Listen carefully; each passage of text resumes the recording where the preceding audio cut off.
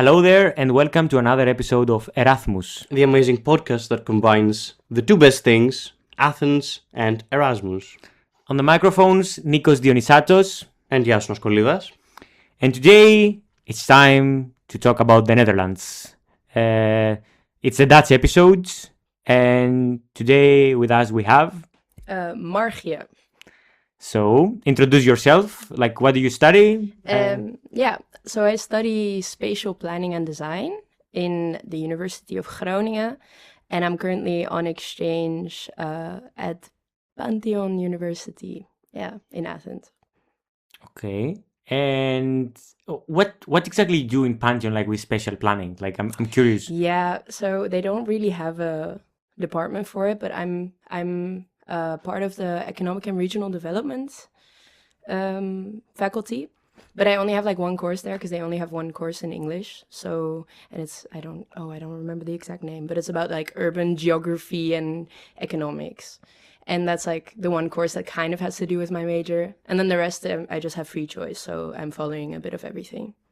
Okay. But your specialization is extremely Dutch, like spatial planning. Like very much so. The most like Dutch profession you could ask for. It's like how to fit a lot of Dutch people in a small space. It's like, right?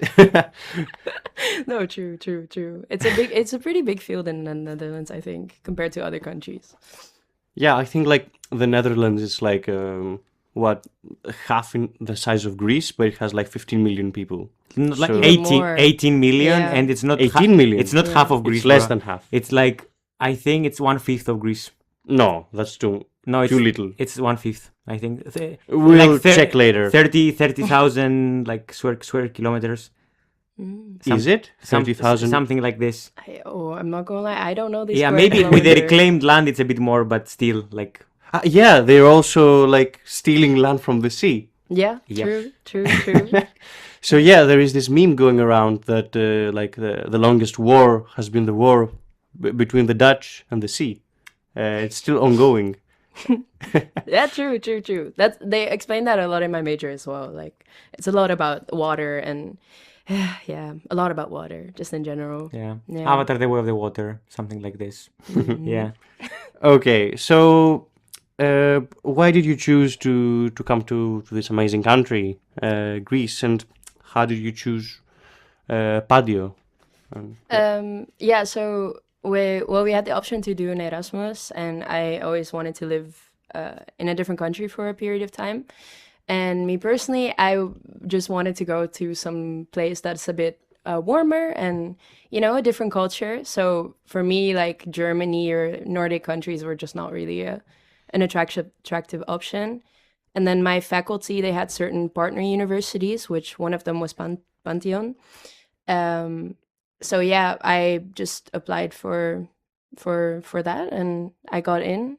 I think because it was like a partner university, it was easier to get a spot. And because I still had to redo a course, I didn't want to risk it. So yeah, but I'm really happy with my choice. I'm perfect. It was also my number one choice. So like the first. We're always number one. Yeah. Usually. Usually. Yeah. All right, so you're one of those people who were like, okay, it's too cold here. Yeah. Let's go somewhere warmer. Yeah, it's been like a trend. Yeah. Yes. In Northern Europe. For Northern Europeans. Yeah. All right. And so, okay, you came here, you flew to Athens, and the first days you explored the city. What was like the most interesting place you found out about? Also, how is it different, because you grew up in a rural area of the Netherlands. Yeah. And you studied in Groningen. Mm-hmm. So it's a much smaller place. Yeah, for sure. So how does it compare, like Athens and... Honestly, I feel like they're so incomparable. Like, it's so different. When I first got here, I don't know, it's so much more chaotic and so much more is going on. And I also live in Victoria, which, is a bit of a interesting area. Like, I like it. Perfect way to put it. Yeah, Yes. I like living It's there. interesting. But like when I first got there, I think there was a lot going on, and because I'm from such a small town, and Groningen is also really calm and just full of students mostly. Like, to me, that was such a such a switch. But I really enjoyed it. I think like in the evenings, like in the Netherlands, a lot of things close really early, like at 5, 6. A lot of stores close here. And I got here quite late in the evening the first day, like when I got back from my flight. So I was surprised that so many things were still open and yeah, alive, I guess, the shops. So that was something I found surprising. And yeah, in the first days, something that stood out to me, I think I met up with some people from Pantheon one of the first days because they were having the lunch together, and I was like, okay, I gotta make friends. I'm gonna go to this, and then we went up like Streffi Hill, yeah. Oh, yeah, in Exarchia. Yeah, in Exarchia. Yes. Yeah. So I found that really nice because in the Netherlands you don't have lookout points at all, of course, because it's so flat. So that was a nice place for me to see. Yeah, and a bit like off the beaten path for tourists Yeah, to exactly. go there. Yeah. Yeah, it was quite quiet. Yeah. Yeah, it has a very nice and unique view of the Acropolis also, Mm-hmm. this hill. Yeah, okay, so you mentioned making friends, so maybe we would like to know how easy was it for you to make friends here, and especially with Greek people, and how do you find the Greek mentality, let's say, yeah. Like being about being open towards okay. Yeah, I think in general as an exchange student it's a bit hard to mesh in with locals, but I noticed that even in my city where a lot of exchange students kind of stick to themselves because yeah, I think a lot of Greek people kind of have their own lives already, and you know, it's a bit hard to integrate into already existing friend groups and stuff. So, and because the Erasmus students do so much, there's so many activities for them, like with ESN, for example, or ELA. I think there's a few associations that, oh sorry, yeah, that organize activities for Erasmus students. So I think that's how I got to know a lot of people. And then, yeah, I think because everyone's so open to making friends from the Erasmus people, because they're all, yeah, they have to. The like the environment is super spontaneous, and everyone's just like, especially in the beginning, like, oh, let's go here now, and let's grab a drink after this, and they constantly are looking for things to do. So with Erasmus people, I think it's really easy to make friends in the beginning, but I found with Greek people, yeah, I don't know, I haven't really had the chance to talk to that many, I think. Oh, Yeah. okay. Okay, Yeah, fair that's an answer. fair Yes. answer. Yeah, like Yeah. so. Apart from the people, have you been to like any other places, like islands nearby, or Yes. like other locations around Athens? Yes, I've been to several islands. I think my favorite was Milos. Like that was really pretty. They have there's this like beach that kind of looks like a moon landscape, which Yeah, is super Sarakiniko. gorgeous. Yeah, Yes. yeah, and that was super pretty. And we kind of went when the season was ending, so there wasn't that many people, but it was still warm enough, at least for my Northern European self, to enjoy it. Yeah, Milos is supposed to be like the young couples island. I yeah. don't know. Yeah, it's a Alright, very yeah. scenic and like Mhm. pretty island. Exactly. And yeah, I've been to some other islands, and then last weekend I was in Thessaloniki, for example. So yeah, I've been doing some trips here and there and enjoying Greece and its many sides. All right, and so you also got the chance to see the countryside a bit in Greece, right? So how does it compare to the Dutch countryside? I would assume it's significantly more dry. Like, yeah. Yeah. Like, to be fair, I haven't like necessarily explored around in the countryside here that much, but I guess like I've seen the islands and I've driven around there. Yeah. And on the bus to Thessaloniki also you see some stuff, and yeah, it's so hard to compare because in the Netherlands everything is so dense and so like and so square as well. All the fields, because everything is flat, I think it's really easy to make everything just square and stuff.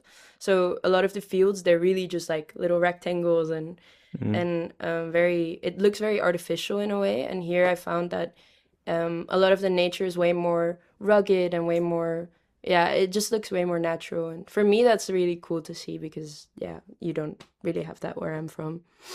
Okay, what about like you mentioned the bus? Like, what about ways to go around in Greece? Because we have a chronic transportation problem in Greece regarding railways, buses, like everything. We rely on ferries and maybe planes as well, like to go around. But with land transportation, we have a problem because the terrain is very rugged. Yeah. Like since like the 19th century, that we try to fix it. But how do you understand it as a Dutch? Like, have you felt it? Yeah, I think, yeah, because to be fair, in the Netherlands, I think they're very punctual with like trains compared to even Germany, I think. Because the Deutsche Bahn is not, yeah, Yeah. We are we are aware. Yeah. We are aware. So, yeah, I think, but in the countryside, honestly, like it's because that's where I'm from, so that's what I'm most aware of. The public transport also is not the best. Like from my village, there's like also not really that much going on, but I do think here, yeah, I don't know. It's kind of, yeah. In the city it's fine, I think, but when you go outside of the city and on the islands as well, like there's not a lot of public transportation. I've noticed. So on the islands, like you would usually resort to like renting a car then, or something, or a scooter. Yeah. And then, yeah, when we went to Thessaloniki, actually, we went with the train first, which I've heard that's not a usual thing, and there was a bit of a bad history with trains. So, Yeah, I Yeah. mean, we used to go to Thessaloniki with the train, yeah. but after this accident, Yeah, but maybe not. But even excluding the accident, like train in Greece was not like, I mean, in the Peloponnese we used to have like trains, but now we don't. Like during the Yeah. crisis, like we lost a lot of lines. Yeah. Like we closed them off. Yeah, So we kind of had like a network, but it wasn't very big, but it existed. and But now then now it's even smaller. the though. financial crisis happened, and like half of it closed. The other half was renovated, and it's still being renovated. So yeah, trains are a complicated thing. But I mean, the motorways are okay, but they're expensive in Greece. The motorways. Because of the tolls. Yeah. Like Yeah. you have to pay. Yeah, I guess I've noticed that too when taking the bus. And we rented a car one day, so we tried to avoid the toll roads. But in the yeah, that's true. In the Netherlands, you actually don't have that. Really? Yeah, yeah. No tolls at all? No. Like, Ah, you know, in Greece, like we pay, you like make a budget of how much you're gonna spend going somewhere, and like half of it is the tolls. gas, and the other Really? half is the tolls. Yeah. Yes. how much are tolls? Like it depends on your car, but it's usually like between 2 and 4 euros. Oh. And Per time. Like per time, because yeah. you To go to usually- Thessaloniki, you have like 5, 6 tolls. Yeah, 6 tolls, something like Yeah. this. Oh, well, Yeah. that's a lot. Yeah. But I think in the Netherlands they included in the insurance you have for a car. So we have this thing called road tax. And I Okay. don't know if Greece has that. for Yeah, we example. have it. Oh, you do have it as well. Of course. But then- she means like τέλος κυκλοφορίας. Like, Okay. yeah. We do pay tax for the car and for the roads, but that does not That's a include. separate thing? Yeah, because Okay. these roads are private. So yeah. Okay, enough about the transportation. The food, our favorite question, of course. What do you think about Greek food, and how does it compare to Dutch food? And also, like, give us some examples of Dutch food. Is there like Yeah, what I know. Is there a about comparison? Like Dutch food, there exists like this bread with like sprinkled chocolate bits Oh, and yeah, stuff. yeah. That's Yeah. the only thing I know. Yeah, I mean, I think food is honestly not comparable at all. Like in the Netherlands, I think there's this really big culture of efficiency. So, I've noticed that for lunch, for example, a lot of people would just be happy with like 2 slices of bread and a piece of cheese, and that's like their lunch. And I think a lot of people from other countries, they they think that's really weird. And I feel like I've kind of adapted to Greek culture now, where I also enjoy bigger meals and stuff. But yeah, but there are some like, yeah, I think a typical Dutch dinner would just consist of like potatoes, some loose vegetables, and then a piece of meat. And that's like the normal old-fashioned Dutch meal. We have this thing called stamppot where they mash potatoes, vegetables, and some meat all together. Yeah. Yeah. But for nightlife, for example, like there's this cultural, like I guess this thing called the snack wall. Like this is in Groningen, for example, like a big staple, I think, where you eat like fried snacks and then you can take them out of the wall. And I guess that's like for drunk people, like the main fuel of the night. What do you mean that you take them out the wall? Yeah, so Like, you just scan your card and then you can open up a little door and then you take the snack out and you close the door and yeah. Tecnologia. Yeah. What? Okay. Yeah, I think that's like this must be a North European thing. The thing about like lunch being just bread, because like I went to Norway one time and like they gave us for lunch bread and cheese and stuff. Yeah. And For the Mediterranean brain, this is unacceptable. this was very weird. Like we were like, okay, and where is the food? This is like for This is the cider. this like is the snack Yeah. for like yeah. Yeah.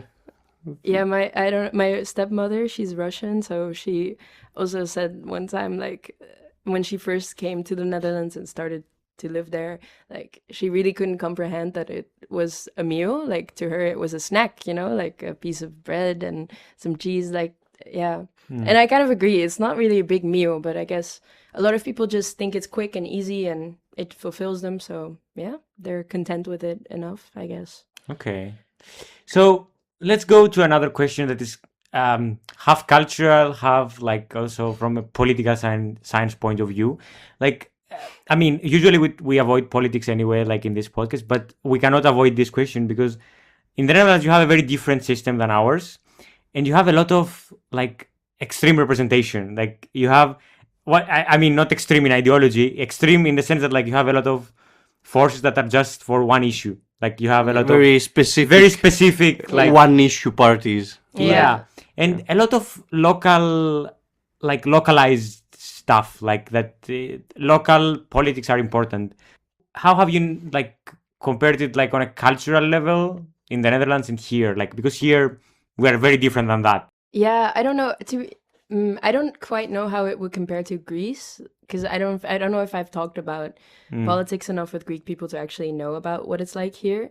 But I guess in the Netherlands, yeah, there's quite a lot of parties that at least start out as a one-issue party. So there's a party that was for the animals, for example. Yeah, which that's the I think- the weirdest Or one. I think. Volt as Ah, well. yeah, like- the European, yeah, Yeah. or the party for the farmers. That's more recent, I guess. Or the plus 50, like the 50 plus, Yeah. like Yeah. for the pensioners. I'm like, Yeah, that's true. It's quite complicated, I think, because there ends up being so many parties that it's kind of honestly almost too hard to form a government. government. Also, you like only the Belgians could beat you in the record for waiting for a government. Like Yeah. you have a record, like it's amazing. It's insane, and then it fails again, and they Yeah, to yeah. re-elect, And it falls yeah. like in less than a year. But the system Agree, I works, guess. so yeah. Kinda. Does it? Because if they have to re-elect, does it really work?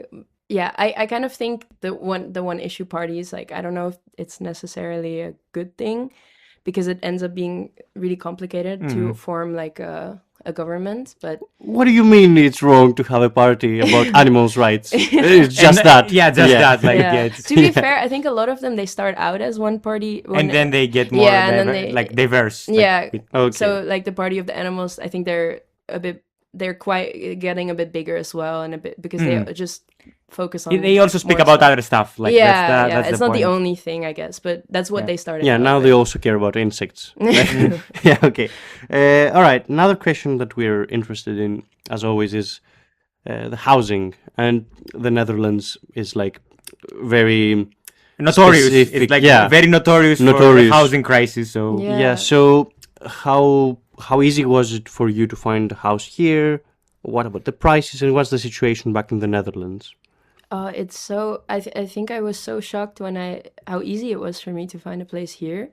But to be fair, I don't know if it's just for Erasmus students that they have like because there's some websites, like I booked my room through Stay in Athens. So I think that site specifically is kind of geared towards Erasmus students. And I could just reserve, I guess, and the room was free. So and that was it basically. And in Athens, I pay 350 per month. And then comparing that to finding a room in Groningen, it was quite hard. I think in Groningen, if you don't know people, especially if you don't, already know people who live there or know people who might have like property there, it's quite hard to get in, and you often have to do these. We call them like hospice or hospiteeravonden, which means that you go to a student house and then you kind of have to. It's kind of like a job interview in a way, where you have to present the good side of yourself, you have a drink together, and then they decide if you can be part of their house, I guess. I might need to do that too, because I want to go for Erasmus to Germany. Oh, really? Yeah. Ooh. I did it when I was in Germany. Like I did it before renting my place. So yeah, and for us it's very weird because like we usually stay alone as students in Greece. Yeah, there is no flatmate culture. And I'm looking at all those like offers for houses, and it's like we live here. We are like John, Chris, and the other person, and the John likes that, and he's interested in music and stuff, and the other guy is interested in the other thing, and and you should do like we'll do a call. And we'll ask you what you're interested in and if you fit in and stuff. It's so weird. Yeah, it's very different. I think especially, if you try to get into specifically student houses, like it's a lot of personality based. It's very personality based, I guess. So I also have quite some friends who really got like discouraged when they got rejected from multiple hospice, because it's really like kind of personal in a way when you don't get picked. But me personally, I got my house. So I'm renting like a full house, and then I'm subletting it to my two roommates. But I got it because my stepdad knew someone who is part of like a realtor company. So I think if you don't know someone, it can be really hard to get a room there. Like, and you pay so much. Like compared to here, my room is maybe the same size, but I pay like a few hundred more. I pay like 550, 600 almost. So okay, but for Greek standards, that's like extremely high for living with other people. But it's ridiculous. Also, to me, to combine it with the housing crisis, like what about the cost of living? Like, because in the Netherlands you have that problem as well.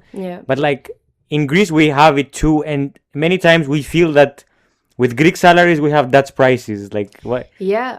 Actually, I kind of agree, because especially when doing groceries, I really noticed that it's actually quite similar in price to the Netherlands. And a lot of my family lives close to the German border, so they would often go to Germany to do groceries because it's so much cheaper there. So a lot of my German friends here, it's quite silly, but a lot of my German friends here just complain that like the groceries here are so much more expensive than in Germany, and I think it's a bit similar to Dutch groceries. But I think eating out and stuff, that's cheaper here. Like much cheaper. Yeah, way cheaper.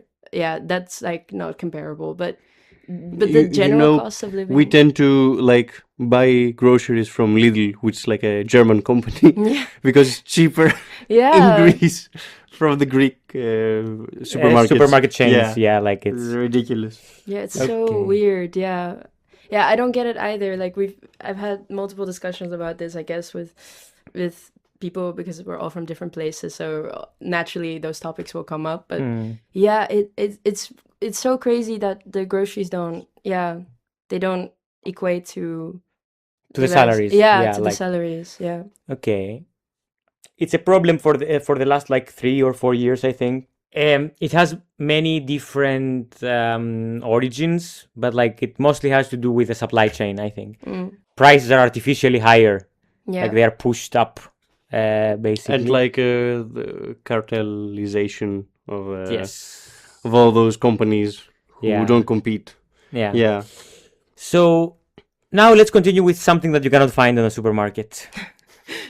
And it's very famous, like the Netherlands is very famous for. So, like, what about the weed in the Netherlands and the weed in Greece? Like, it's not a very politically correct question, but like, It's half. it's half politically correct. Half, yeah. It's in the I mean, Netherlands part. in the Yeah, Netherlands, it's correct. fine. Yeah, it's just fine, yeah. Yeah.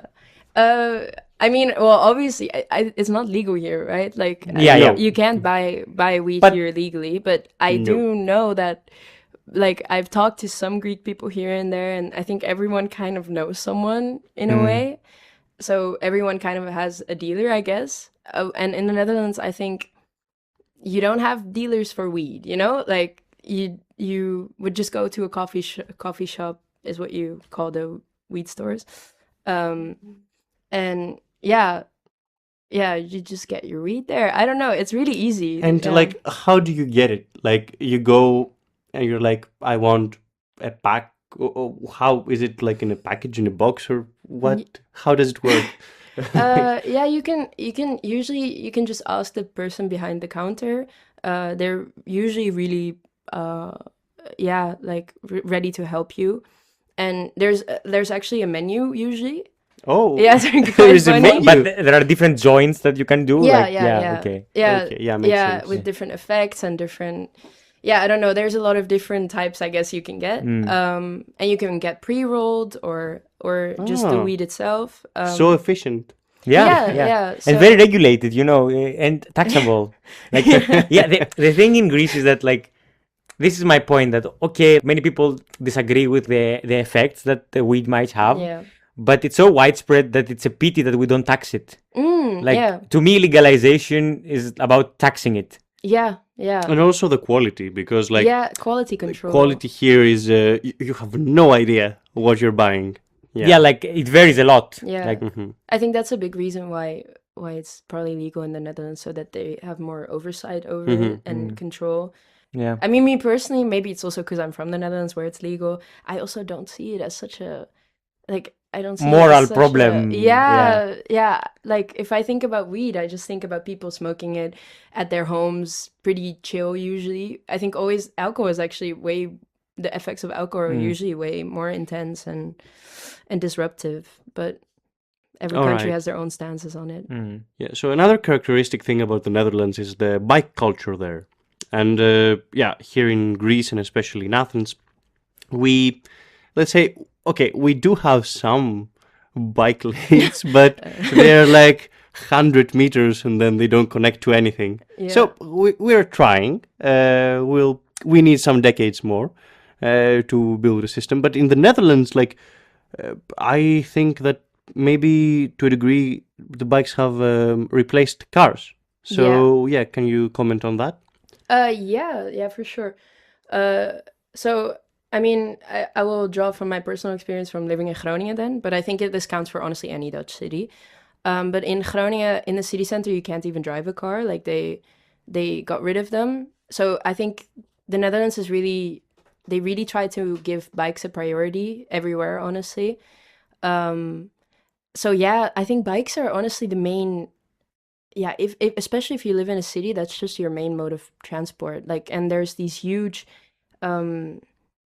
these underground biking garages where you can park your bike. Like, like think about just a car parking underground. We have that for bikes, and you can stack them on top of each other and stuff. Yeah, and I think like some are automatic, right? Yeah, and you I think, give them your bike, and it gives it back automatically. some it stores it automatically. No. Yeah, some might. In Groningen, no, but I think probably in one of the cities they. Yeah, I have saw it that. somewhere anyway. Yeah.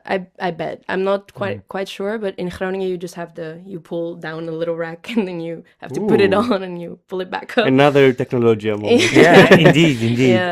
Yeah. So before we close the podcast, I think we have reached the final question. Yeah. So as always, would you consider moving here? Maybe. Even as a digital nomad, for example, like. Or maybe for a small amount of time or a bigger amount of time. I don't know. Yeah, I think totally. Like I'm really. I think I'm really enjoying my time here. yeah, I just agree. I enjoy the lifestyle that it's a bit more slow, I guess. Like everything is a bit more relaxed, a bit more, because in the Netherlands everything's so pumped, and uni as well. It's so much more intense in a way, and I kind of enjoyed that living here, and also the warmer weather, the more Greek charm. yeah, the food. Yeah, it's nice. I don't know if I would necessarily stay here my entire life or something, but definitely if I could stay longer right now, I think I would even take the chance, at least for a few months, you know. Okay. Yeah. Good answer. Yeah. We accept it. Yeah. Yeah. So that was it. Very nice and very interesting. Long podcast, but I think that our listeners will love it. So don't forget to like, subscribe, send it to your friends, share it everywhere, and see you very, very soon. See you soon, and goodbye. And in Dutch, please, goodbye. Doei. Doei doei. Doei doei. Doei doei. I mean, I had always, the impression that Dutch was a fake language. Now I'm sure. Everyone says that. It's so. Yeah. Oh, yeah. Yeah. See you guys. Bye bye.